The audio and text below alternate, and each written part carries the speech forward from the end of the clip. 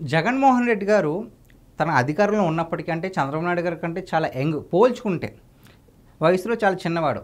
So ఆ ఏజ్లో ఉన్నప్పుడు కూడా జగన్మోహన్ రెడ్డి గారు ప్రజల్లోకి వెళ్ళేవారు కాదు.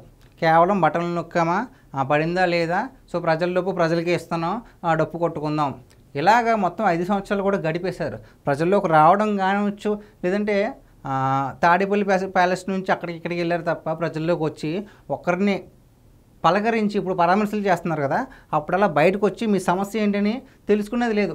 పరదా కట్టుకుని తిరిగారు, ఎక్కడికన్నా వెళ్తే హెలికాప్టర్ల మీద లేదంటే బస్సుల మీద.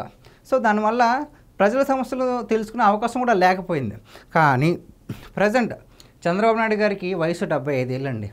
అయినా సరే ఆయన మన రాష్ట్ర అభివృద్ధి కోసం ఎంత కష్టపడుతున్నారో ఒక వీడియోలో తెలుసుకుందాం. అసలు Amaravati, no other place will get opportunity to build a city. It is a futuristic city. Aerospace, we are having Sriharikota launching pad. By using that, we are creating aerospace city. And defense, we are going in a big way, 5 clusters.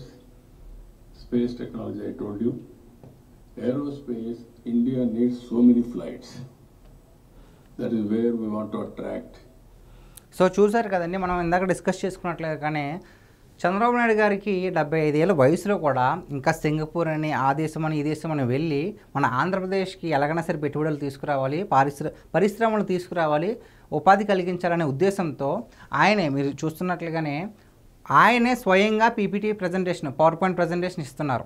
So explain చేస్తున్నారు అమరావతి అనేది అన్నిటికీ perfect place, ఏ పరిశ్రమ పెట్టినా మంచిగా రాజధానికి perfect place Amaravati అని చెప్పేసి ఆయన చెప్పడం జరుగుతుంది.